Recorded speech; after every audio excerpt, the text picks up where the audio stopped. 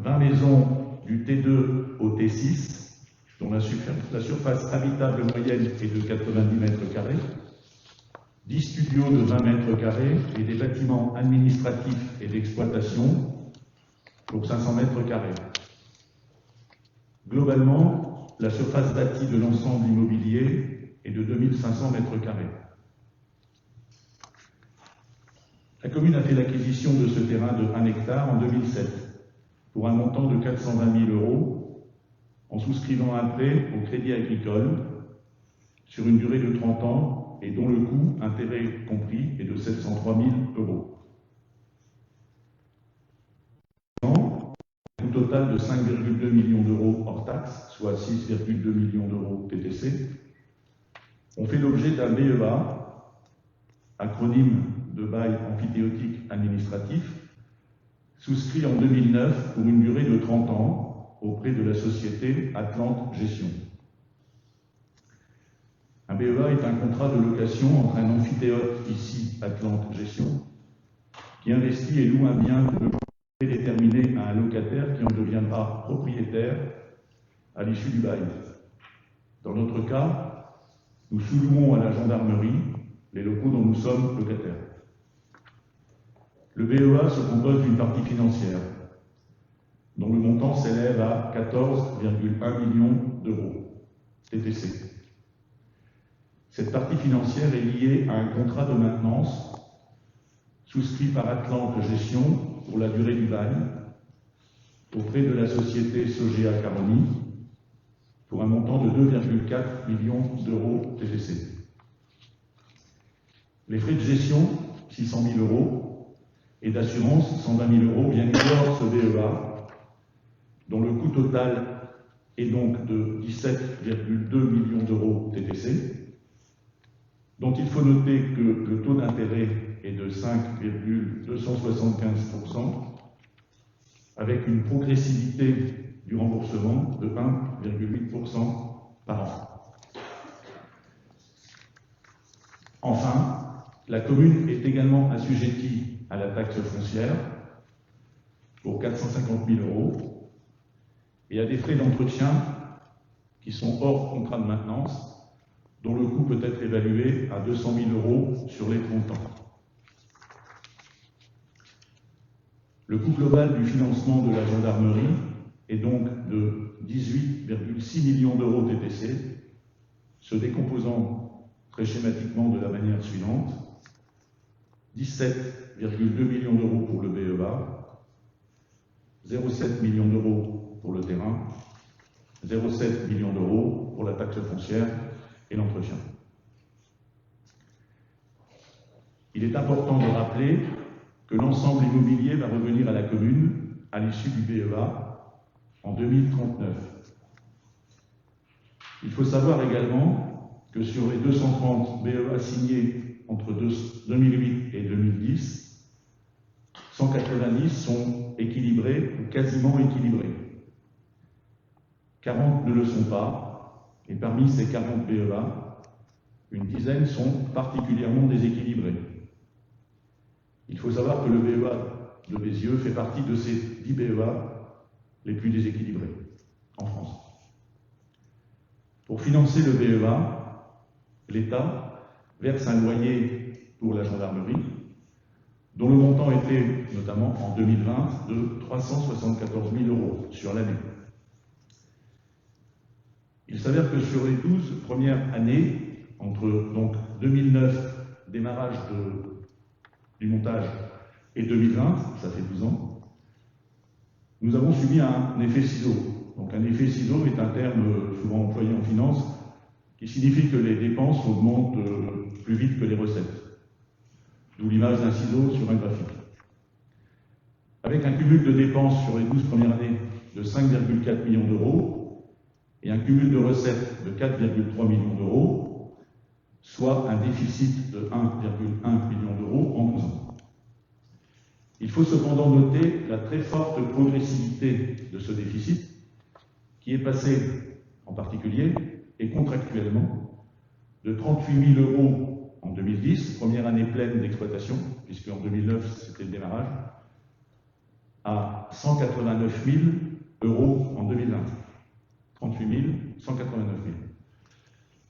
Cet effet ciseau va considérablement s'accentuer dans les 18 années restantes, passant d'un déficit de 1,1 million d'euros à 4,9 millions d'euros.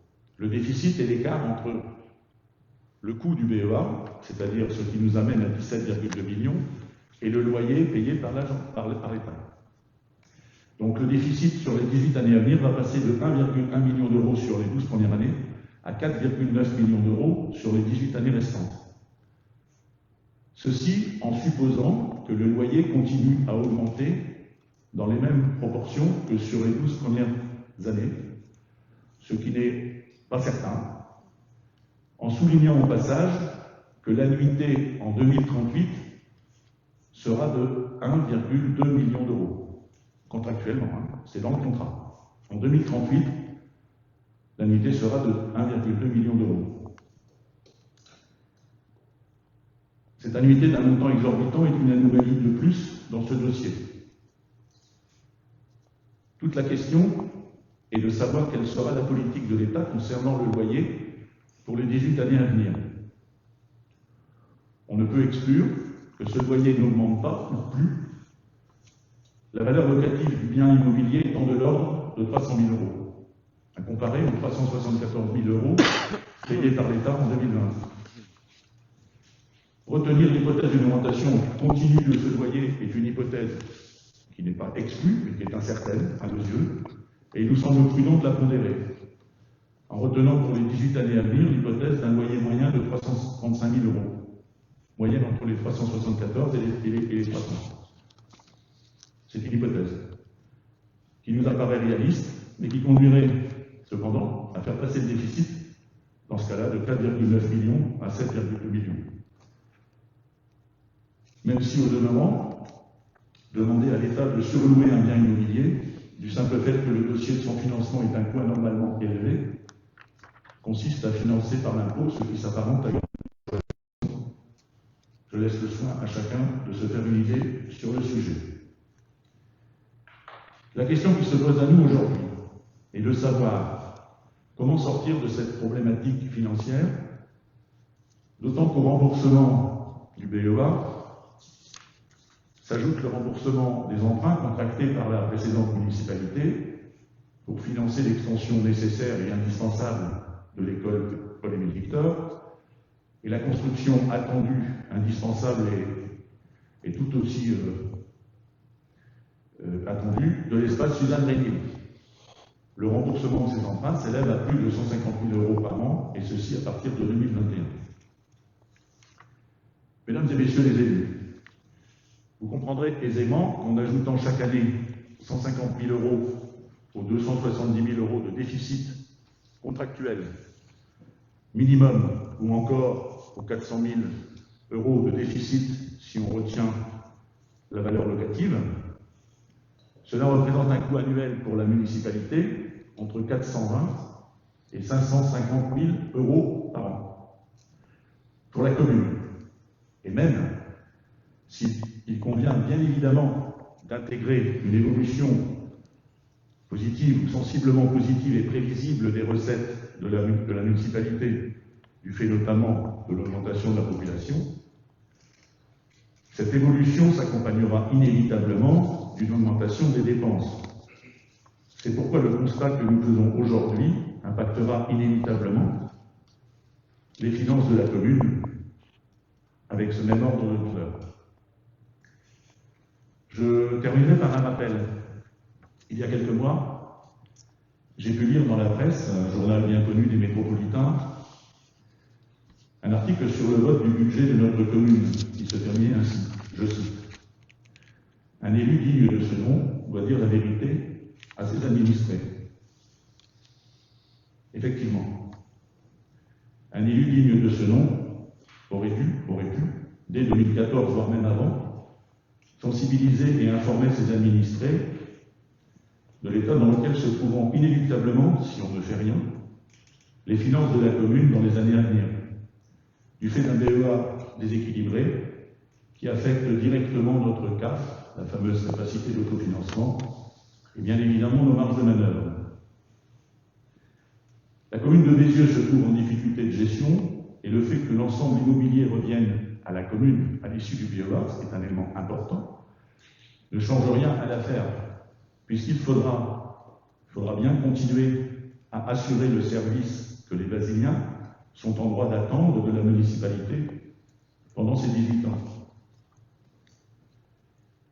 J'estime en tant que maire qu'il est du devoir du conseil municipal de rechercher des solutions qui permettront, je l'espère, de sortir de cette situation financière préoccupante et dans un souci de transparence et de pédagogie, j'ai sollicité les services de M. Simon Fété, secrétaire général de la préfecture du Nord, et de M. Gilles Dubost, directeur adjoint des finances publiques, que je remercie chaleureusement pour leur présence aujourd'hui à nos côtés, afin de nous accompagner sur les hypothèses qu'il serait possible d'explorer pour sortir de ce dossier.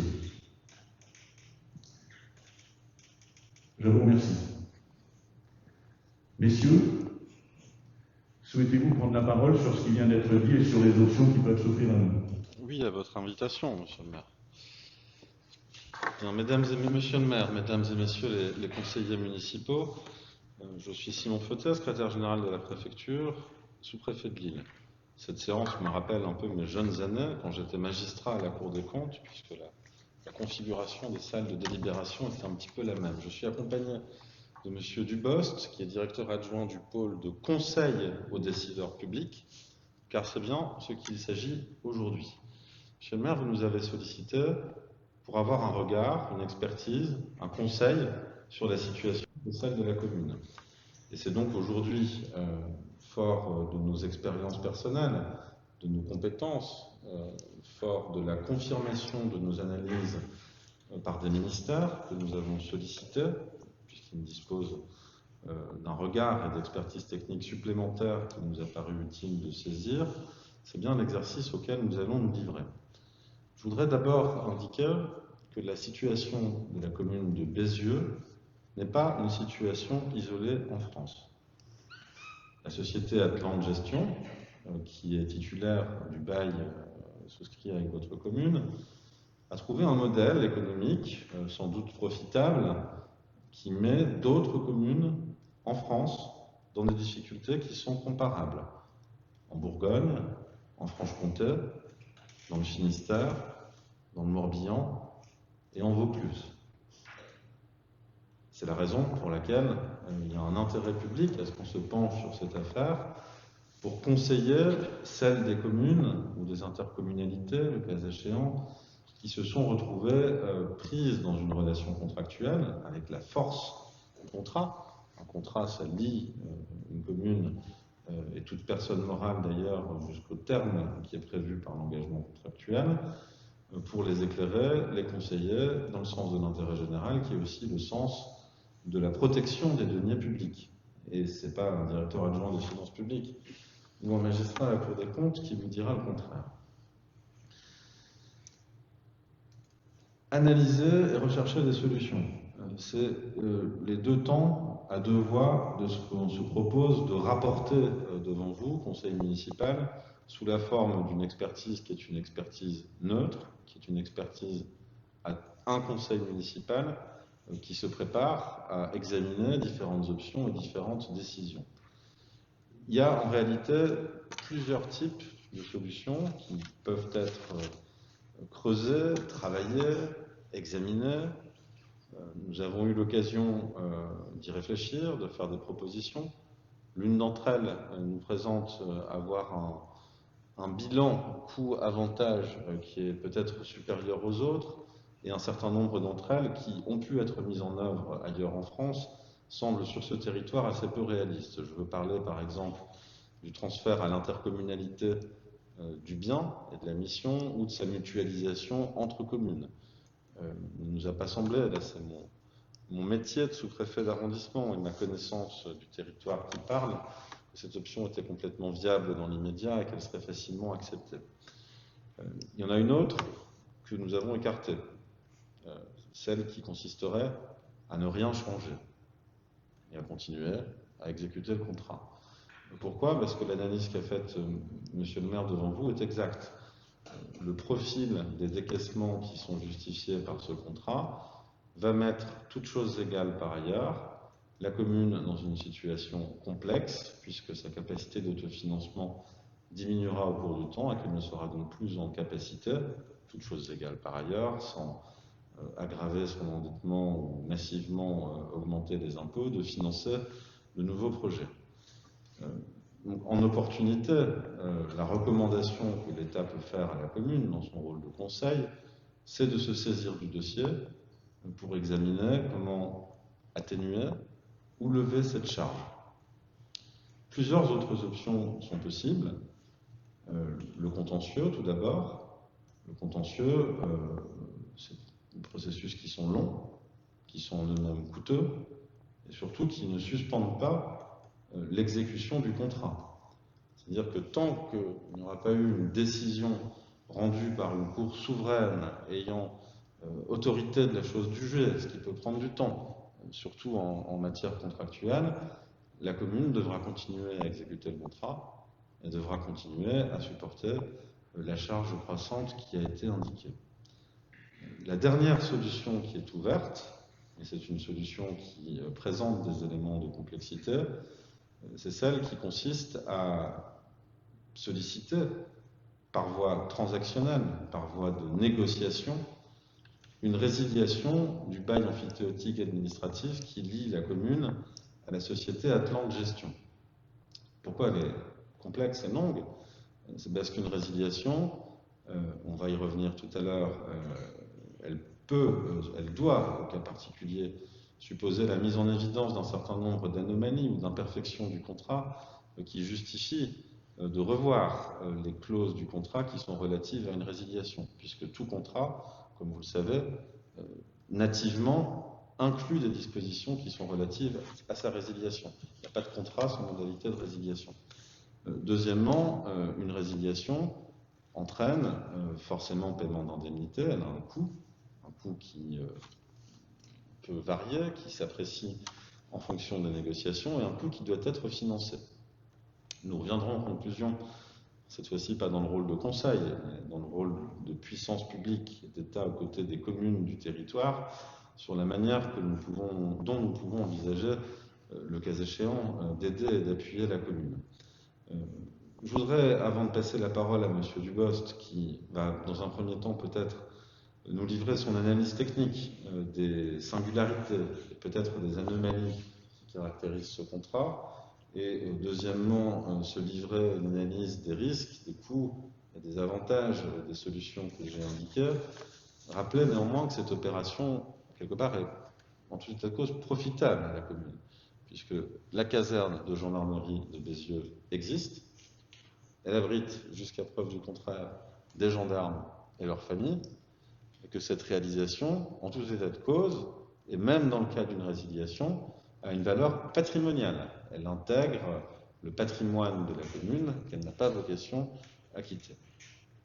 Donc si vous le voulez bien, on va procéder ainsi. Je vais passer la parole à Monsieur Dubost donc, pour revenir sur les caractéristiques du contrat et puis présenter plus avant l'analyse que l'on peut faire en particulier de la solution d'une résiliation, étant entendu que cette solution a été pratiquée par une autre commune en France qui se trouvait exactement dans la même situation que la commune de Bézieux. Elle a été achevée, c'est-à-dire que le contrat a été rompu moyennant le paiement d'une indemnité. Et puis, en conclusion, j'évoquerai les questions, Monsieur le maire, que vous avez abordées de loyer et d'autres modalités envisageables d'appui à la commune une fois que le conseil municipal aura arrêté la stratégie qu'il convient d'avoir dans ce dossier. Monsieur Dubost, je vous passe le micro. Merci, Monsieur Servet. Il y a beaucoup de choses déjà qui ont été dites, hein, beaucoup d'hypothèses déjà que nous avons a priori exclues, hein, toujours dans notre rôle de conseil. Hein. Nous mettons plutôt en avant, effectivement, la résiliation. Pourquoi? Parce que ce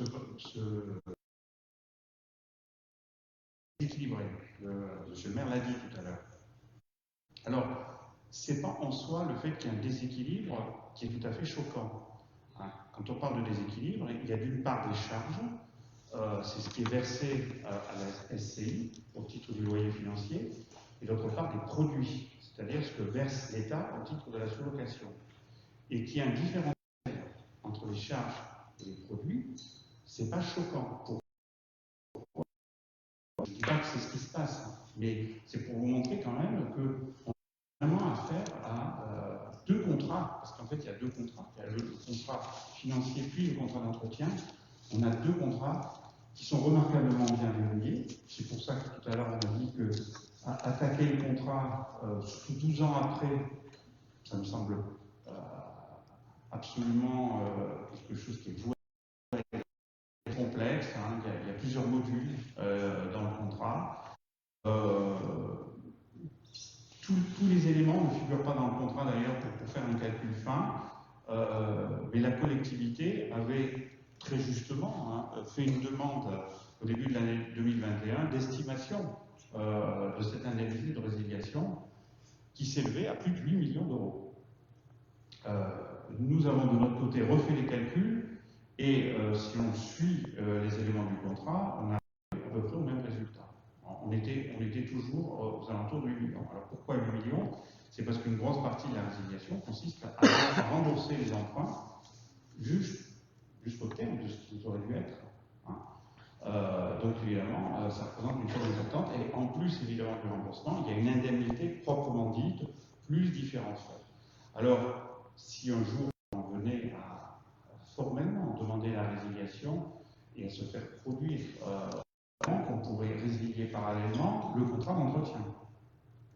Il faudrait de toute manière avoir un contrat d'entretien pour ces locaux. Il n'y a pas de doute qu'on peut trouver beaucoup mieux sur le marché et avec une société qui, elle, rendrait les comptes pour tout ce qu'elle fait. Donc là, il y a un deuxième avantage. Payer une indemnité, je crois qu'on n'est pas venu ici pour vous dire que rester dans le contrat ou sortir du contrat sera facile pour la commune d'un point de vue financier. Là, ça sera difficile de toute manière, qu'on choisisse une option ou l'autre, et ça opérera incontestablement en partie les capacités financières, les capacités d'investissement de la collectivité.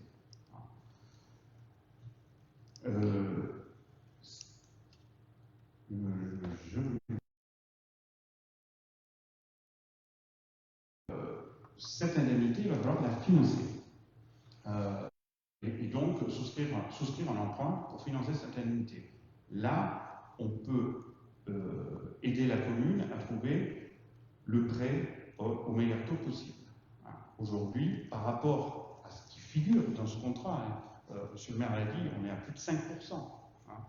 On peut trouver des choses infiniment financièrement, mais bien accompagnées, c'est-à-dire avec négocier pied à pied l'indemnité, trouver les meilleurs taux pour l'emprunt, avoir un contrat d'entretien. On peut arriver à réduire significativement les coûts sur le moyen long terme. Un dernier élément sur lequel je ne peux pas trop m'avancer parce que c'est quelque chose qui est en cours de réflexion, mais une réflexion qui est déjà bien avancée. Il s'agit de la méthode de calcul, forcément la valeur marché, mais quelque chose qui sort du financier qui servirait à servir le loyer. Donc actuellement, la méthode a été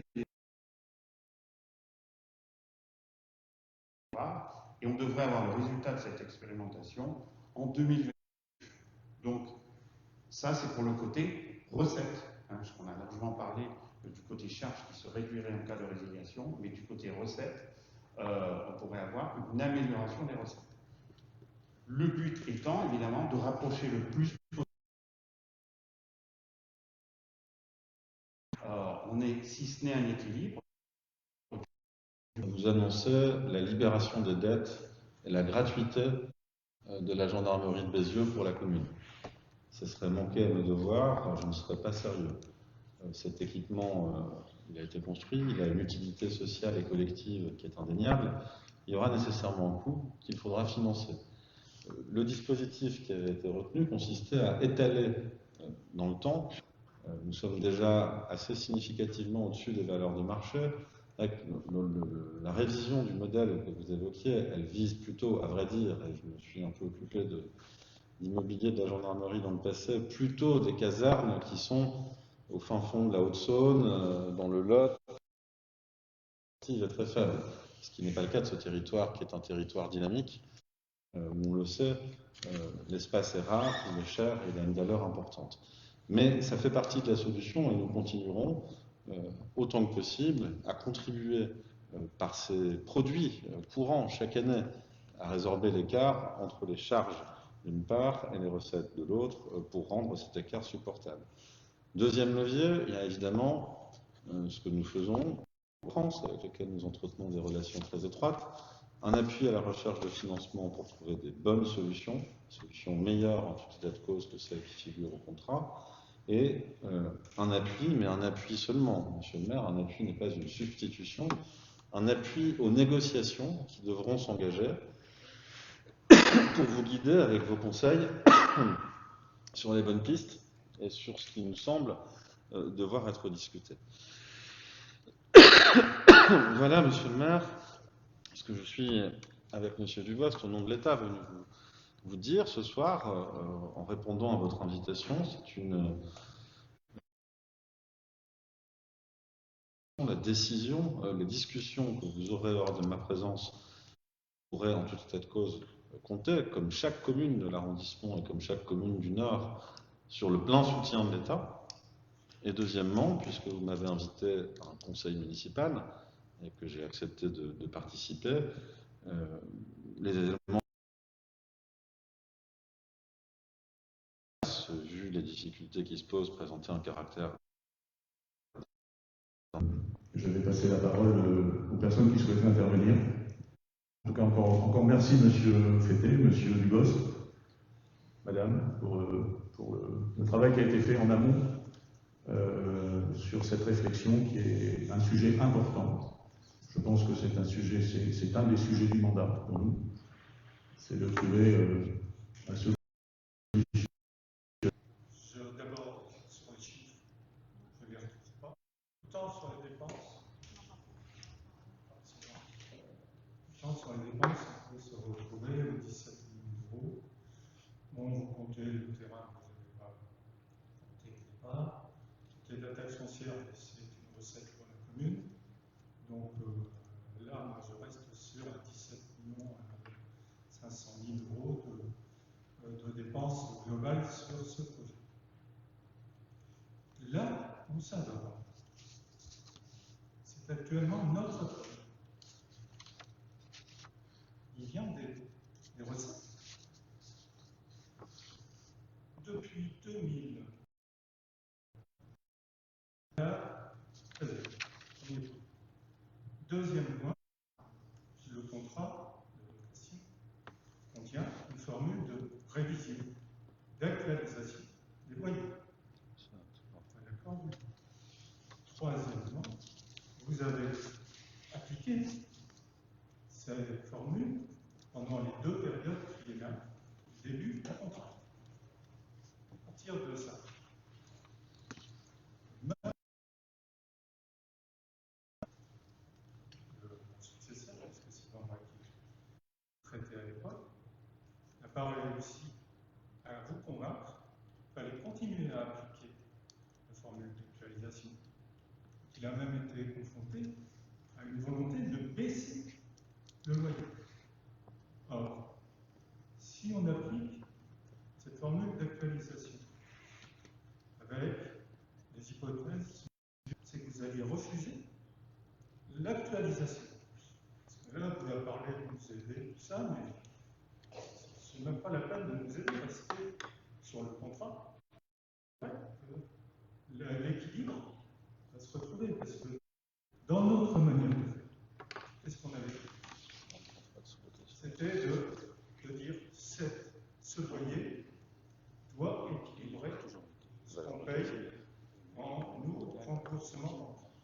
Donc ça se faisait naturellement.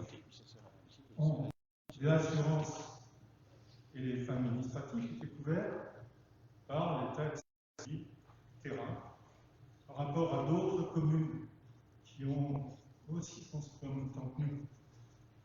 C'est pas comparable. Et la volonté de pérennité nous a engagés dans un contrat de maintenance. C'est vrai qu'il est lourd. Et quand vous regardez, ça va représenter 3 millions d'euros sur 30 ans pour. Mais on ne met pas payer en péril avec ça. C'est pas vrai. À condition, monsieur le secrétaire général, que l'État respecte le contrat. Pour moi, c'est le principal. Les contrats, il faut arrêter. On ferme la gendarmerie, on repasse en et d'après toutes les estimations qu'on a faites, on ne sera pas perdant, au contraire. Et on n'aura pas de difficultés telles que vous les avez évoquées. Alors, je vous remercie pour votre intervention. Je vais passer la parole à M. Fété. Oui, mais attendez, je vais pas. Vous avez déjà parlé 5 minutes, monsieur Delroy. Je vous laisse continuer. Vous ne me laissez pas parler. Voilà, vous êtes en train de perdre du temps pour l'instant. C'est un sujet qui mérite 5 minutes. Surtout quand vous attaquez ça. Parce qu'après, vous mettez en cause les emprunts qu'on a fait, qui sont faits pour les nouveaux équipements. Vous n'avez pas rappelé qu'il y avait des emprunts qui s'arrêtaient aussi. Hein. Donc, c'est pas entendu. Il vaut mieux un mauvais chiffre que pas de chiffre. Au cas particulier, les chiffres sont bons. Ils sont bons parce que c'est une analyse qui a été faite en travaillant beaucoup par mon voisin de gauche, et qu'ils ont été vérifiés, et que cette même analyse a été effectuée par la Direction générale du Trésor, du ministère des Finances, qui est celle-là même qui établit l'ensemble des chiffres, des calculs, des prévisions pour tous les grands projets de financement d'infrastructures. Si vous voulez, c'est le même service expert qui va examiner, par exemple, si les conditions de financement du canal Seine-Nord-Europe, pour prendre un sujet local, sont appropriées, efficaces et utiles, qui s'est penché sur le dossier que nous lui avions soumis. Et l'analyse qui en résulte est à très peu de choses près exactement la même que celle qui vous a été rapportée par M. Dubost. Donc on peut avoir un débat de chiffres. Moi, ce n'est pas la raison pour laquelle je suis venu là. Lorsqu'on sollicite notre conseil, on fait une étude. Considérer, conseil municipal, que ces chiffres sont insincères, inexacts et douteux, cela vous appartient. En tout cas, pour ce qui me concerne, le département d'analyse qui nous a été faite. Deuxièmement, ni l'utilité de la présence de la gendarmerie nationale à Bézieux, ni la qualité de la construction qui a été faite, je le sais, je m'en suis entretenu avec le commandement de groupement, ne sont en cause. Je le disais en introduction, c'est un équipement utile, qualitatif, qui a vocation c'est une administration spécialisée, qui est l'administration des domaines, séparée organiquement des autres services de l'administration, et qui a compétence pour examiner les conditions dans lesquelles des services de l'État peuvent s'engager à prendre des baux. La matière est simple, elle est fondée sur la valeur locative. Il se trouve, et ça explique sans doute l'effet de ciseau que l'on constate aujourd'hui, que sur cette commune, la valeur locative, je le disais tout à l'heure, il s'agit d'une commune dynamique, a très fortement progressé sur une période de long terme. Cette progression s'est infléchie, quelque peu atténuée, a ralenti ces dernières années, ce qui explique que par différentiel. Peut-on aller au-delà de cette notion de valeur locative ? En tant que garant, je suis ordonnateur secondaire délégué des crédits de l'État dans le département. En tant que garant de la bonne gestion des deniers publics, je ne le souhaite pas. Sinon, je pourrais, pour On va prendre une autre commune, pour faire plaisir au maire de Willems, par exemple, m'engager avec lui à louer quelque chose avec une clause qui dirait que dans 30 ans, ça augmentera de 2000%. Heureusement, la direction régionale des finances publiques, dans ses responsabilités domaniales, me l'interdirait. Et ce France, nous sommes des administrations de mémoire sur les finances publiques. Nos prédécesseurs aient été directement engagés dans ces discussions. Oui, oui, On a même fait intervenir le ministre de l'Intérieur. Parce que moi, je trouve que c'est vous qui nous mettez dans la difficulté. Excusez-moi de parler comme ça, mais je suis quand même un peu énervé on va laisser le spécialiste de la question nous répondre sur les règles qui président à la renégociation régulière, qui arrive très souvent pour tous les services de l'État, des contrats de location. Oui, je crois qu'il y a deux choses qu'il ne faut pas confondre. Hein. Il y a d'une part le BEA, le bail amphithéotique. S'il porte ce terme d'amphithéotique, c'est effectivement parce qu'il s'écoule sur une très longue période de 30 ans, hein, de 2000 à 2039. Et là, effectivement, dès la signature du bail, on a une annexe financière où on a le montant des loyers jusqu'à la dernière année. Donc là, tout est fixé. Hein, et puis il y a une autre chose, il y a le bail qui est signé entre l'État et la commune pour la location. Là, c'est absolument pas un bail amphithéotique, c'est absolument pas sur 30 ans. L'État ne s'engage jamais à louer pour 30 ans. Au maximum, il s'engage sur 9 ans. Et il est bien dit dans le contrat qu'à l'échéance des 9 ans, il y a une nouvelle évaluation pour repartir sur un nouveau bail. D'ailleurs, l'État peut se retirer, s'il veut, à l'issue du bail, ou il peut reprendre un nouveau bail, et à ce moment-là, il y a une nouvelle évaluation qui est opérée. Et là, je veux dire, je vais pouvoir couper et aller au-delà de ces engagements. Mais je pourrais donner tout le détail, ça ne pose aucun problème. Parce que, effectivement, je pense que ce qui a été à l'époque, évidemment, nul n'est prophète, on a peut-être cru que la valeur locative augmenterait dans les mêmes proportions que l'augmentation de la valeur du BEA. On a parlé tout à l'heure de 1,5%. Et c'est trouvé que ça ne s'est pas passé. Donc, effectivement, à partir d'un certain moment, d'un côté, les charges ont augmenté et continuent encore à augmenter aujourd'hui. Et d'un autre côté, il y a eu un ralentissement, effectivement, des recettes, et d'où ce différentiel, cet effet ciseau dont vous avez parlé, monsieur le maire, qui fait qu'aujourd'hui, on est en difficulté. Mais on ne pouvait pas projeter que sur les 30 années à venir, la valeur locative allait augmenter dans les mêmes proportions que le BEA. C'était une qui régissent l'allocation par des personnes publiques, de réévaluation régulière, avec des critères précis et qui ont été effectives. 2009-2012, en premier loyer, 2012-2018, réévaluation, et en dernier lieu, le 13 septembre 2019, un dernier avenant de réévaluation qui a conduit à ce que le prix payé par la gendarmerie nationale soit, contrairement aux principes généraux qui régissent là, supérieur à la valeur locative du bien. Différentiel, c'est deux contrats, un contrat long, 30 ans, des réévaluations régulières, plus courtes, qui ne sont pas astreintes à observer les objectifs que la commune s'est donnés au travers de sa relation contractuelle avec le location.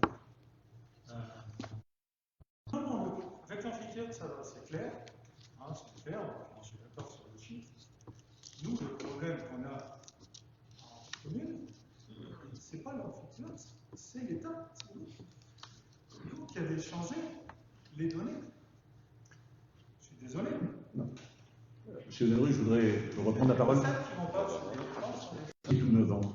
Et cette valeur locative, si vous aviez lu le contrat, vous seriez aperçu qu'elle était variable.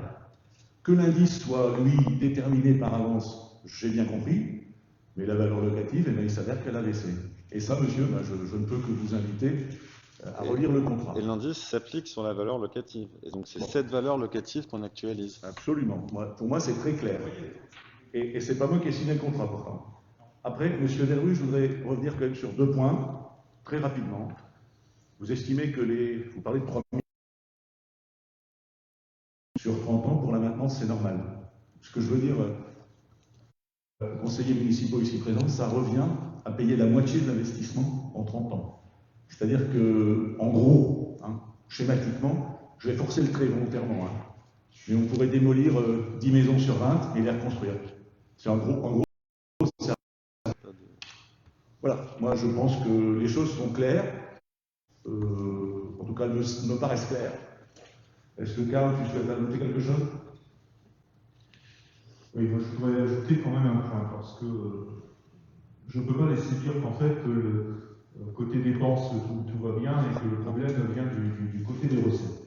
Quand on regarde le bail amphithéotique tel qu'il a été fait, il a été expliqué effectivement les différentes sommes, mais sur le point aussi où je vais encore épaissir le trait, c'est que on arrive quand même sur les 2 dernières années, Monsieur le maire l'a dit en préambule lors de l'intervention, où on va terminer sur la dernière année avec une unité de 1,2 million sur les 5,3 millions investis au départ. Tout simplement le fait que c'est une valeur résiduelle qu'on repousse sur la fin pour pouvoir alléger, on va dire, en début de financement, les annuités. Donc, en fait, ce contrat, non seulement coûte cher par son taux initial, coûte cher dans la revalorisation,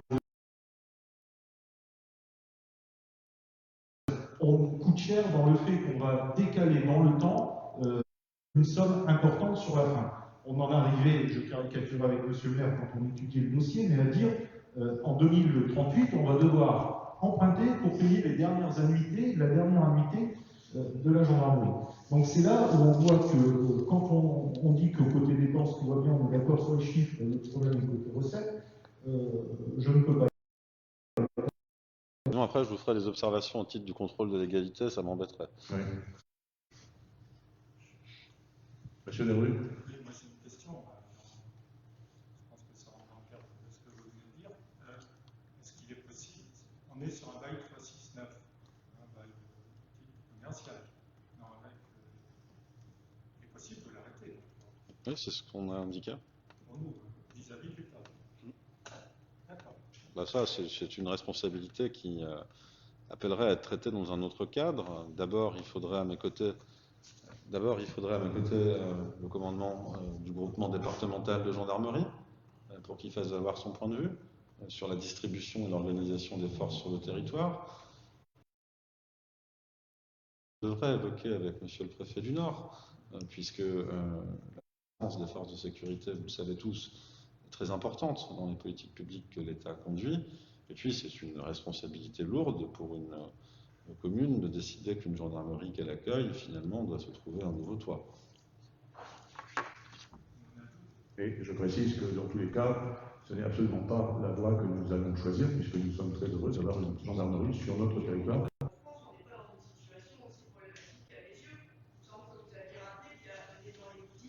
40 et 10. Donc, est-ce que vous pouvez bien appuyer sur ce qui fait que, ici, c'est dans ces 10 dossiers les plus délicats et les plus équilibrants pour les finances de la commune? Non, parce que, monsieur, les recettes partout en France de loyer, et j'ai été chargé de suivre la politique immobilière des forces de sécurité, donc je peux en attester et le garantir, sont régies dans les mêmes conditions. De Toulouse, qui est énorme, qui est l'une des plus grandes, c'est les mêmes règles qu'à Bézieux. Il y a en effet 40 contrats atypiques, innovants, qui posent des difficultés. Tous les contrats atypiques et innovants ne posent pas de difficultés, et parmi eux, il y en a une dizaine dont l'ampleur du déséquilibre que l'on observe fait qu'il justifie sans doute de référence pour la période. Et à partir du 1er avril 2018, 374 000. Donc 357, 364, 374. Dire que le loyer a baissé quand il est passé de 357 à 374, c'est factuellement inexact. Non, mais le prochain, c'est combien? Alors le prochain, justement, On nous a annoncé 330. non, Non, c'est une hypothèse, monsieur non, Delon. non, parce que C'est ça- l'hypothèse c'est moyenne une qui a été hypothèse. retenue par Et- monsieur le et- maire. personnellement, pour l'instant. Je n'en sais rien pour l'instant, parce que justement, je vous ai parlé tout à l'heure, avant de renégocier le nouveau bail pour 9 ans, j'attendais justement d'avoir ce nouveau dispositif. Et voilà pourquoi actuellement, on n'est même pas sur l'empire d'un bail. On paye une indemnité d'occupation. Alors je sais, c'est peut-être un peu subtil pour vous, la différence entre un loyer et une indemnité d'occupation. La différence est tout simplement que dans un cas, on a un bail, dans l'autre cas, on n'a pas de bail, mais on a une occupation. Soit parallèle avec l'évolution des valeurs locatives et que les indices s'apprécient sur la base d'une assiette. C'est comme quand on calcule un impôt, il y a un taux, il y a une assiette, et que cette assiette, elle doit être réévaluée de manière périodique, parce que c'est une clause de saine gestion des deniers publics. Parce qu'autant je peux dire qu'on ne va pas baisser le loyer à 330, autant je peux vous dire, sans être Nostradamus, qu'en 2039, on ne va pas mettre un loyer à 1 million d'euros. Ça, c'est à peu près sûr. Ça, c'est sûr. Ah ben merci, ben, ça je le comprends.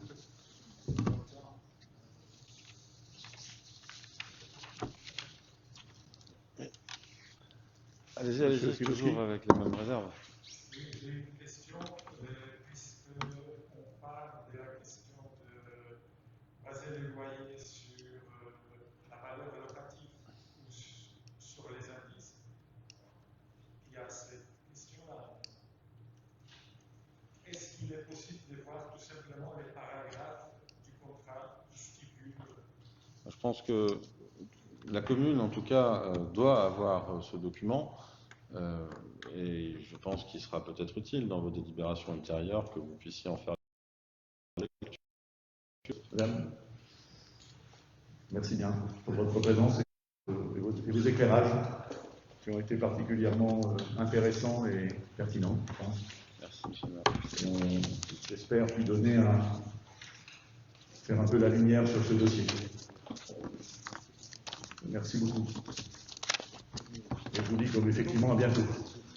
Merci beaucoup. Merci, au revoir. Bonne soirée. Bonne soirée. Au revoir, madame.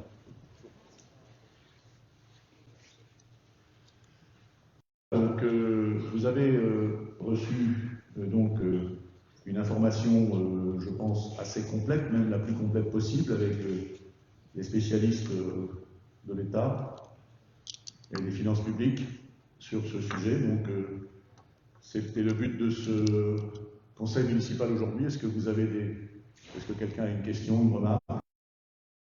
Est-ce que les choses sont claires pour vous? Donc, l'idée, c'était de vous faire une présentation. Nous le faisons depuis le début de notre mandat. Et donc, pour l'instant, le rendez-vous est pris pour le prochain conseil municipal, où nous poserons une délibération pour engager donc une de ce contrat. Est-ce que quelqu'un souhaite intervenir?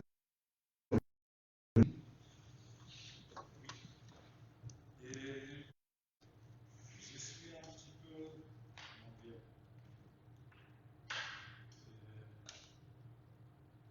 choqué par certains essais dans votre discours d'introduction. Quand vous parliez des élus qui doivent. Tout était débattu publiquement. Depuis des années, cette histoire, elle est connue de l'information. de ceux qui s'intéressent à la question. Alors, C'est tout simplement dit par donc, moi, ce que je veux vous dire, c'est que lorsque je suis arrivé à la mairie avec mes équipes, nous avons pris connaissance de ce dossier. Nous avons été très surpris par les options de financement. Je constate avec étonnement que M. Delru semble ne pas avoir compris la mécanique du contrat qu'il a signé. C'est ce qu'il a dit. Je le constate, je le regrette pour lui, mais je le regrette pour la commune de Bézieux. Quant à ce que vous dites, quant à l'information qui a été donnée de façon transparente, pour avoir suivi de très près les conseils municipaux pendant 30 ans, et notamment depuis 10 ans, je n'ai pas eu connaissance, jamais le conseil municipal sortant a alerté ou a pu dire, ou a pu alerter la population en disant attention, on va avoir un problème. Alors je peux comprendre que humainement, transparence, depuis le début du mandat, on a même trouvé un peu gonflé dans la presse, mais j'avais signalé que la commune de Bézieux était en mauvaise santé de gestion. Je n'avais pas parlé de finance, j'avais parlé de gestion. On a trouvé par voie de presse un peu gonflé. Sur un effet de transparence aussi, puisque tu essayes de nous donner un peu de leçons sur le sujet, je voudrais qu'on en rappelle qu'il y a un tract il y a quelques semaines qui est paru où on parle de la gendarmerie comme étant un prétexte, pourquoi on ne saurait pas gérer les épidémies. Alors peut-être qu'on n'est pas des experts, mais en tout cas pour moi, ce dossier n'est pas un prétexte du tout, c'est un vrai problème de fond sur lequel il y a une vraie problématique et sur lequel tout à chacun dans ce conseil, on a intérêt à réfléchir pour sortir de cette crise. Et c'est loin d'être un prétexte. et j'en veux pour preuve que si c'était un prétexte, je ne pense pas que le directeur général adjoint des finances publiques se serait déplacé aujourd'hui. Donc là-dessus, les choses sont claires, monsieur Pilosky. À ce que je sache, ça fait déjà depuis des années que les contacts étaient entrepris entre la mairie et la préfecture du Nord sur ces sujets, justement. En toute transparence. Donc, Ce qui fait qu'on est d'accord sur le fait que le contrat est pourri. que vous arriviez à la mairie pour gérer cette question, premièrement. Et en tout particulier, du coup, Monsieur Delru, vous n'avez pas... Si vous voulez que je vous le répète, moi je veux bien, mais je pense que tout le monde ici autour de la table a compris qu'il y avait un indice de révision sur 30 ans qui était fixé et qui s'était basé sur une valeur locative. La valeur locative, si elle a baissé, on n'y peut rien. C'est comme ça, c'est un fait, monsieur Delrubé. Je sais, vous avez tendance à vouloir nier les faits. Enfin, pas nous. Nous, on est des réalistes. Et on est pragmatique, monsieur. Et les choses en sont là. Aujourd'hui, la et je vous dis à bientôt.